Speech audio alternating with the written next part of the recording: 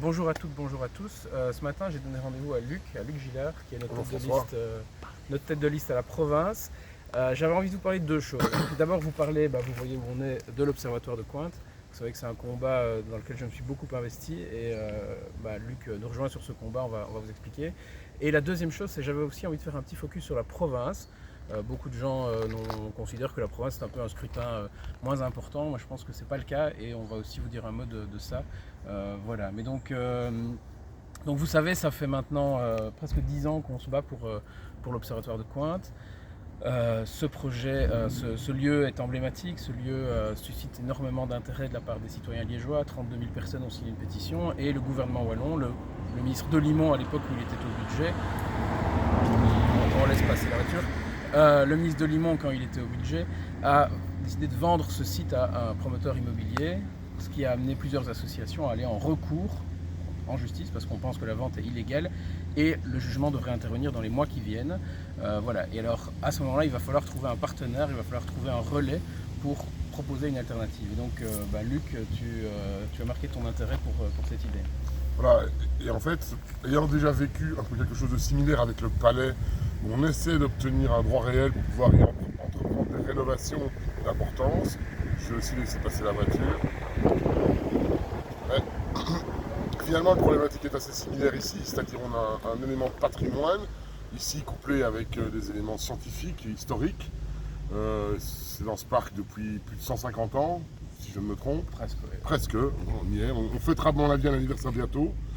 Et donc, ça paraissait logique que la province qui avait cette envie, en tout cas sous mon impulsion, pas seule, mais accompagnée, mais en tout cas, de faire une fondation d'utilité publique. Et je pense qu'ici, ça a tout son sens aussi, de rentrer dans cette dynamique, c'est-à-dire des moyens publics pour attirer d'autres moyens complémentaires de monsieur tout le monde et aussi du monde économique, je pense. Voilà, donc concrètement, si demain la justice donne raison aux plaignants, l'idée c'est qu'on puisse mettre sur la table un projet concret, un projet solide qui permettra de garder ce bâtiment dans le périmètre des biens publics, donc garder un caractère public. Et on se dit que la province pourrait être l'élément déclencheur qui rend possible ce projet et qui convainc la région wallonne de renoncer à son projet de vente, de ne pas remettre une couche, de ne pas repartir dans un nouveau cycle de vente. Mais évidemment, on est suspendu pour ça à la décision de justice.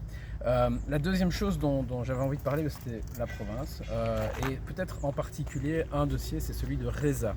Peut-être tu peux nous expliquer ce qui se joue ici dans cette élection avec Reza. Donc déjà, il faut se souvenir que Reza s'est séparé d'Enodia et donc redevenu une intercommunale pure autonome.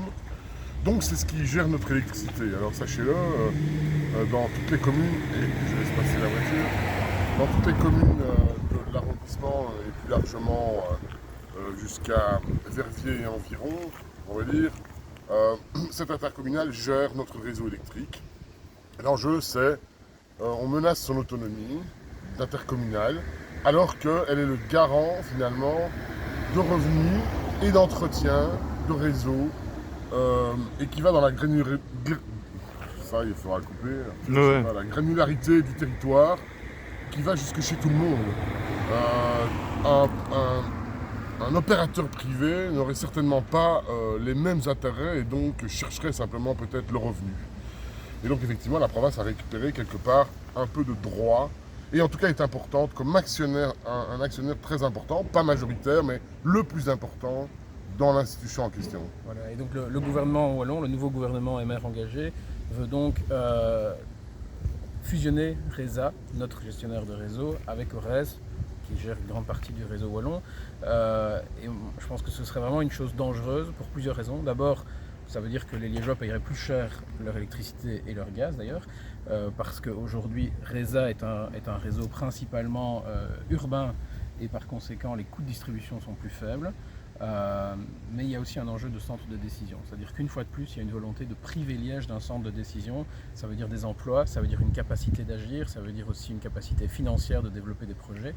Ça suffit. Bon, ça suffit, on en a ras-le-bol que Namur vienne pomper tout à Liège. Et donc, de ce point de vue-là, il y a un élément qui sera critique, c'est de savoir qui sera en tête à la province, parce que on laisse passer la voiture. Si c'est le MR qui est en tête à la province dimanche soir, eh bien, il y a fort à parier que le maire aura les mains libres pour réaliser cette opération, et ça nous ne le voulons pas.